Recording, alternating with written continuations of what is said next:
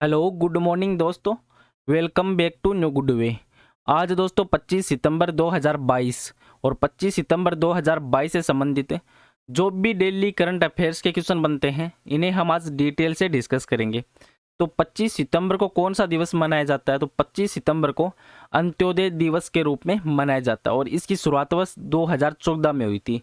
जो पंडित दीनदयाल उपाध्याय है इनकी 98वीं जयंती के उपलक्ष्य में अंत्योदय दिवस वो घोषित वो किया गया था और ये दिन वो मोदी सरकार के द्वारा 25 सितंबर 2014 को घोषित किया गया था। और अंत्योदय का अर्थ ये होता है कि गरीब से गरीब व्यक्ति का उत्थान करना है। और पंडित जो दीनदयाल उपाध्याय है इनके विषय में देखें तो ये 1916 में मथुरा में जन्म लिया था इन्होंने। जो पंडित दीनदयाल उपाध्याय ये भारतीय जनसंघ के प्रमुख नेताओं में से भी एक थे, जिसके बाद इन्होंने भाजपा का उत्थान हुआ और 1953 से लेके 1968 तक ये भारतीय जनसंघ के नेता भी रह चुके थे। और आज के वीडियो की आपको पीडीएफ चाहिए तो आप हमारे जो टेलीग्राम ग्रुप है वहाँ से वीडियो की पीडीएफ है वो प्राप्त कर सकते हैं। और लास्ट में आपको एक क्वेश्चन भी दिया जाएगा जिसका आंसर आपको कमेंट बॉक्स में लिखना है। तो चलिए दोस्तों स्टार्ट करते हैं क्वेश्चन नंबर 1 से। और आज का वीडियो आपको अच्छा लगे तो चैनल को सब्सक्राइब और इसका बेल आइकन है वो जरूर प्रेस करें ताकि डेली के जो वीडियो अपलोड कर रहा हूँ मैं उनका नोटिफिकेशन है वो आपको मिलता रहे। क्वेश्चन नंबर 1 है कि US agency for international development और यूनिसेफ के द्वारा कौन सी दूरदर्शन श्रृंखला है वो शुरू की गई है? तो आंसर दोस्तों ये दूर से नमस्ते ये श्रृंखला वो शुरू की गई है। जो US agency for international development है और यूनिसेफ ने नई दिल्ली में जो दूर से नमस्ते नामक शीर्षक से एक दूरदर्शन और यूट्यूब जो श्रृंखला है वो शुरू की गई है। और ये श्रृंखला है ये अंतर्राष्ट्रीय विकास के लिए अमेरिकी एजेंसी और यूनिसेफ ने दिल्ली में आयोजित है वो समारोह में दूरदर्शन और यूट्यूब श्रृंखला से दूर से नमस्ते का शुभारंभ किया है। और दूर से जो नमस्ते है ये एक नई टेलीविजन श्रृंखला है जो महामारी के बाद की दुनिया में स्वस्थ व्यवहार को बढ़ावा देती है। और ये एक काल्पनिक हिंदी श्रृंखला भी है जिसे मनोरंजन शिक्षा प्रारूप में विकसित किया गया है और जो एक महामारी के बाद दुनिया की चुनौतियों को उजागर करती है और स्वस्थ व्यवहार और प्रथाओं को भी अपनाने को बढ़ावा देती है। और कार्यक्रम का जो प्रसारण वह प्रत्येक रविवार को सुबह 11 बजे से लेके और 12 बजे तक वो किया जाएगा। नेक्स्ट क्वेश्चन है क्वेश्चन नंबर 2 कि कौन सा राज्य है जो पर्यावरण मंत्रियों की राष्ट्रीय सम्मेलन है इसका मेजबान है? तो आंसर दोस्तों एक गुजरात राज्य है। जो प्रधानमंत्री नरेंद्र मोदी है इन्होंने गुजरात के एकता नगर में पर्यावरण मंत्रियों के राष्ट्रीय सम्मेलन का उद्घाटन वो किया। और ये जो सम्मेलन है वह 2 दिन का था जिसमें 6 विषयगत सत्र वह शामिल किए गए हैं, जिनमें जलवायु परिवर्तन का मुकाबला करना और एकीकृत हरित मंजूरी के लिए सिंगल विंडो सिस्टम, वानिकी प्रबंधन, प्रदूषण की रोकथाम और नियंत्रण और वन्य जीव प्रबंधन और प्लास्टिक और जो अपशिष्ट प्रबंधन है वो इत्यादि इसमें शामिल है। अब गुजरात राज्य है तो गुजरात राज्य पश्चिमी भारत में स्थित एक राज्य है जिसको आप मैप में देख सकते हैं। और इसकी जो सीमाएं हैं वो अंतर्राष्ट्रीय सीमा भी है जो पाकिस्तान से लगती है। और इसके जो पड़ोसी राज्य हैं जैसे राजस्थान है, मध्य प्रदेश है और महाराष्ट्र है। और जो अरब सागर है वो गुजरात राज्य के दक्षिण पश्चिमी सीमा है वो कवर करता है। और गुजरात की स्थापना है वो 1 मई 1960 को हुई थी, 1 मई 1960 को। और यहाँ की राजधानी है गुजरात की गांधीनगर। और गुजरात में टोटल जिले हैं 33। और प्रेजेंट है मुख्यमंत्री हैं गुजरात के भूपेंद्र भाई पटेल और राज्यपाल आचार्य देवव्रत। नेक्स्ट क्वेश्चन है क्वेश्चन नंबर 3 कि रुपया व्यापार के लिए भारतीय रिजर्व बैंक की मंजूरी पाने वाला पहला भारतीय बैंक है वो कौन सा है? तो आंसर दोस्तों ये यूको बैंक है। जो भारत का सार्वजनिक क्षेत्र का ऋणदाता यूको बैंक है वो रुपया व्यवहार के लिए जो भारतीय रिजर्व बैंक है आरबीआई इसकी मंजूरी प्राप्त करने वाला पहला बैंक। और कोलकाता बेस्ड बैंक भारतीय रुपये में व्यापार निपटान के लिए रूस के जो गजप्रोम बैंक है उसके साथ एक विशेष वोस्ट्रो खाता वो खोलेगा। और जुलाई में जो आरबीआई है इन्होंने भारतीय बैंकों को जुलाई में भारतीय मुद्रा में व्यापार करने की अनुमति देने के जो निर्णय है उसकी घोषणा वो भी की थी। और आरबीआई ने भारत और श्रीलंका और रूस समेत जो भी अन्य देश हैं उनके बीच में व्यापार समझौते की भी अनुमति वो दी थी। अब यूको बैंक है तो इसका हेडक्वार्टर है कोलकाता में, कोलकाता में इसका हेडक्वार्टर है। जो ये यूको बैंक की स्थापना हुई थी ये जो 1942 का भारत छोड़ो आंदोलन हुआ था उसके बाद वास्तविक भारतीय बैंक की परिकल्पना जिसमें भारतीय औद्योगिक पुनर्जागरण के पर्व में जो पुरोधा श्री घनश्याम दास बिड़ला है, इन्होंने यूको बैंक की स्थापना वो की थी। नेक्स्ट क्वेश्चन है क्वेश्चन नंबर 4 कि अंतरराष्ट्रीय सांकेतिक भाषा दिवस वह कब मनाया जाता है? तो आंसर दोस्तों 23 सितंबर को मनाया जाता है। जो संयुक्त राष्ट्र महासभा है, इन्होंने बधिर लोगों के मानवाधिकारों की प्राप्ति में जो सांकेतिक भाषा के महत्व के बारे में जागरूकता बढ़ाने के लिए जो 23 सितंबर है, इसको अंतर्राष्ट्रीय सांकेतिक भाषा दिवस के रूप में घोषित किया गया था। और ये जो दिन है वो उसको याद करता है जिस दिन 1951 में रोम में जो वर्ल्ड फेडरेशन ऑफ डेफ है, WFD, इसकी स्थापना वो की गई थी। और अंतर्राष्ट्रीय सांकेतिक भाषा दिवस है वो पहली बार सन 2018 में बधिरों के लिए जो बोल नहीं सकते उनके लिए जो अंतर्राष्ट्रीय सप्ताह के हिस्से के रूप में भी मनाया गया था। अब सितंबर महीना, तो सितंबर महीने में इंपॉर्टेंट दिवस है वो और मनाए जाते हैं। जैसे 1 सितंबर से लेके 7 सितंबर तक राष्ट्रीय पोषण सप्ताह मनाया जाता है, और 2 सितंबर को विश्व नारियल दिवस, 3 सितंबर को गगनचुंबी इमारत दिवस, 5 सितंबर को शिक्षक दिवस, 5 सितंबर को अंतर्राष्ट्रीय चैरिटी दिवस, 7 सितंबर को ब्राजील का स्वतंत्रता दिवस, 8 सितंबर को विश्व साक्षरता दिवस, और 8 सितंबर को विश्व भौतिक चिकित्सा दिवस, और 10 सितंबर को विश्व आत्महत्या रोकथाम दिवस है, इसके रूप में मनाया जाता है। और 11 सितंबर को राष्ट्रीय वन शहीद दिवस, 14 सितंबर को हिंदी दिवस, और 14 सितंबर को विश्व प्राथमिक चिकित्सा दिवस के रूप में मनाया जाता है। और 15 सितंबर को राष्ट्रीय इंजीनियर या अभियंता दिवस, 15 सितंबर को अंतर्राष्ट्रीय लोकतंत्रता दिवस, 16 सितंबर को विश्व ओजोन दिवस, 17 सितंबर को विश्व रोगी सुरक्षा दिवस, और 21 सितंबर को अंतर्राष्ट्रीय शांति दिवस, और 23 सितंबर है तो 23 सितंबर को अंतर्राष्ट्रीय सांकेतिक भाषा दिवस के रूप में मनाया जाता है। नेक्स्ट क्वेश्चन है क्वेश्चन नंबर 5 है कि यूपीआई जो लाइट भुगतान है वो लेन देन की ऊपरी सीमा वो क्या है? तो आंसर दोस्तों 200 रुपये है। जो भारतीय रिजर्व बैंक है RBI, इनके गवर्नर है प्रेजेंट टाइम है शक्तिकांत दास।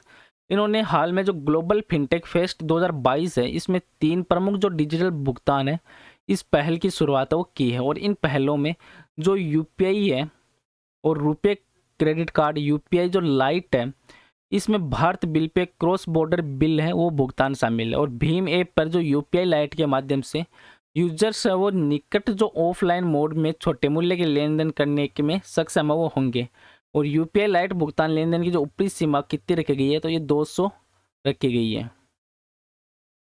नेक्स्ट क्वेश्चन है क्वेश्चन नंबर 6 कि किगाली संशोधन है वह किस कार्रवाई से संबंधित है?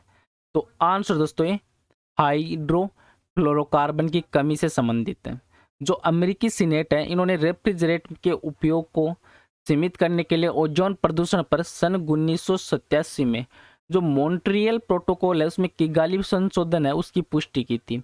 और अंतर्राष्ट्रीय समझौते में भाग लेने वाले देशों में अगले 14 जो वर्ष हैं उसमें हाइड्रोफ्लोरोकार्बन है, जिसे HFC के रूप में भी जाना जाता है, इसके उत्पादन और उपयोग को 85% तक कम करने की आवश्यकता वो बताई गई है।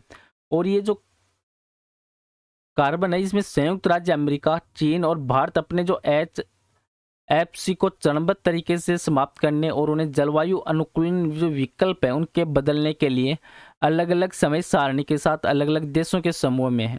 और भारत को वर्ष 2047 तक अपने HFC उपयोग को 80% तक कम करना है, जबकि चीन और संयुक्त राज्य अमेरिका को क्रमशः वर्ष 2045 और 2034 तक समान लक्ष्य है वो प्राप्त करना है। और भारत वो वर्ष 2032 से 4 चरणों में 2032 में 10%, 2037 में 20%, 2042 में 30% और वर्ष 2047 में 80% के इस लक्ष्य को पूरा वो करेगा। और मौजूदा जो कानून ढांचे में संशोधन है वो किगाली संशोधन के अनुपालन को सुनिश्चित करने हेतु जो हाइड्रोफ्लोरोकार्बन के उत्पादन और खपत के जो उचित नियंत्रण है उनकी अनुमति देने वाले ओजोन जो क्षण पदार्थ है जिसे विनिमय और नियंत्रण, इस नियम वर्ष 2024 है उसके तहत वो किए जाएंगे। नेक्स्ट क्वेश्चन है क्वेश्चन नंबर 7 कि स्वदेश दर्शन योजना है यह किस केंद्रीय मंत्रालय की एक पहल है? तो आंसर दोस्तों ये पर्यटन मंत्रालय की एक पहल है। जो पर्यटन मंत्रालय इन्होंने अपने स्वदेश दर्शन योजना के तहत जो रामायण सर्किट, बौद्ध सर्किट, तटीय सर्किट और डेजर्ट जो सर्किट है उनके सहित 15 जो पर्यटक सर्किटों की पहचान है वो की है इसमें। और केंद्रीय पर्यटन और संस्कृति मंत्री हैं प्रेजेंट टाइम में जी किशन रेड्डी। इन्होंने अंबेडकर सर्किल को कवर करने के लिए एक विशेष पर्यटक ट्रेन की भी घोषणा वो की है। और ये जो पहल है इसमें पर्यटन के मुख्य उद्देश्य क्या है, तो इसके उद्देश्य हैं कि पर्यटन को आर्थिक विकास रोजगार सृजन के प्रमुख इंजन के रूप में स्थापित करना, नियोजित और प्राथमिक के आधार पर पर्यटन क्षमता वाले सर्किट विकसित करना, और पहचान किए गए जो क्षेत्रों में आजीविका उत्पन्न करने के लिए देश में सांस्कृतिक और विरासत है इस मूल्य को बढ़ावा देना, और सर्किट और गंतव्य में विश्व स्तरीय स्थायी बुनियादी ढांचे को विकसित करके पर्यटकों के आकर्षण को बढ़ाना, और समुदाय आधारित विकास और गरीब समर्थक पर्यटन दृष्टिकोण का पालन करना, और आय के जो बढ़ते स्रोत हैं उसमें बेहतर जीवन स्तर और क्षेत्र के समग्र विकास के संदर्भ में स्थानीय समुदायों में पर्यटन के संदर्भ में जागरूकता वो भी बढ़ाना, और उपलब्ध जो बुनियादी ढांचे हैं इसमें राष्ट्रीय जो सांस्कृतिक और देश भर में प्रत्येक क्षेत्र के विशिष्ट स्तरों में जो संदर्भ में विषय आधारित सर्किट के विकास की संभावना और लाभों को उपयोग करना, और आगंतुक अनुभव और संतुष्टि को बढ़ाने के लिए पर्यटक सुविधा सेवाओं का विकास करना भी इसमें इसका मुख्य उद्देश्य है। नेक्स्ट क्वेश्चन है क्वेश्चन नंबर 8 कि विश्व में विज्ञान के क्षेत्र में सबसे समृद्ध पुरस्कार वह कौन सा है? तो आंसर दोस्तों ब्रेक थ्रू प्राइज है वो सबसे समृद्ध पुरस्कार माना जाता है। जो ब्रेक थ्रू पुरस्कार है वह 2010 में सिलिकॉन वैली उद्यमी है उनके एक समूह के द्वारा बनाया गया था, जिसे एक उद्यम पूंजीपति मिलियनेयर और मार्क जगरबर्ग और उनकी पत्नी है प्रिस्ला चान और गूगल के सर्गेई ब्रिन शामिल थे। और ब्रेक थ्रू पुरस्कारों में जो 2023 के विजेताओं की घोषणा वो की गई थी, जिसमें जीवन विज्ञान श्रेणी, मैथमेटिक्स और भौतिक श्रेणी के लिए वो की गई थी, और विजेता है वो कुल मिलाकर 15 मिलियन अमेरिकी जो डॉलर से अधिक की पुरस्कार राशि है वो इसमें प्राप्त करेंगे। नेक्स्ट क्वेश्चन है क्वेश्चन नंबर 9 कि भारत में सोलर फार्म स्थापित करने वाली पहली ई कॉमर्स कंपनी है वो कौन सी है? तो आंसर दोस्तों अमेजन है। जो अमेजन ने राजस्थान में 3 नए सौर फार्म्स के साथ भारत में अपनी पहली सौर परियोजना वो घोषणा की है, जिसमें 420 मेगावाट की संयुक्त ऊर्जा क्षमता है। और अमेजन का जो लक्ष्य है वह 2025 तक अपने व्यवसाय में 100% की जो नवीनीकरणीय ऊर्जा उसका उपयोग करना है। नेक्स्ट क्वेश्चन है क्वेश्चन नंबर 10 कि रक्षा मंत्रालय ने किस कंपनी के साथ सतह से सतह पर मार करने वाली जो ब्रह्मोस मिसाइल है उसकी दोहरी भूमिका के लिए एक समझौते पर हस्ताक्षर वो किए हैं? तो आंसर दोस्तों ये BAPL, जिसकी फुल फॉर्म है ब्रह्मोस एरोस्पेस प्राइवेट लिमिटेड। इसमें जो रक्षा मंत्रालय है उनके साथ सतह से सतह पर मार करने वाली ब्रह्मोस मिसाइल की दोहरी भूमिका के लिए समझौता वो किया गया है। और ब्रह्मोस जो एरोस्पेस है वो भारत और रूस के बीच में एक संयुक्त उद्यमी अभ्यास भी है। और आज का नेक्स्ट और लास्ट क्वेश्चन है जिसका आंसर आपको कमेंट बॉक्स में लिखना है कि UAE ने चंद्रमा मिशन पर एक साथ काम करने के लिए किस देश की अंतरिक्ष एजेंसी के साथ एक समझौता वो किया है?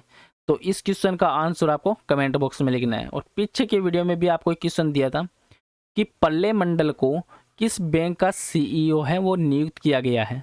तो इसका राइट आंसर था दोस्तों option number D, CSB bank. CSB bank जो भारतीय रिजर्व बैंक का RBI, इन्होंने 3 साल के लिए CSB बैंक के प्रबंधक निदेशक और मुख्य कार्यकारी अधिकारी के रूप में पल्ले मंडल की नियुक्ति को मंजूरी वो प्रदान की है। चलो दोस्तों आज का वीडियो यहीं पे समाप्त करता हूँ। वीडियो आपको अच्छा लगे तो चैनल को सब्सक्राइब और इसको शेयर जरूर करें। Thank you all of you.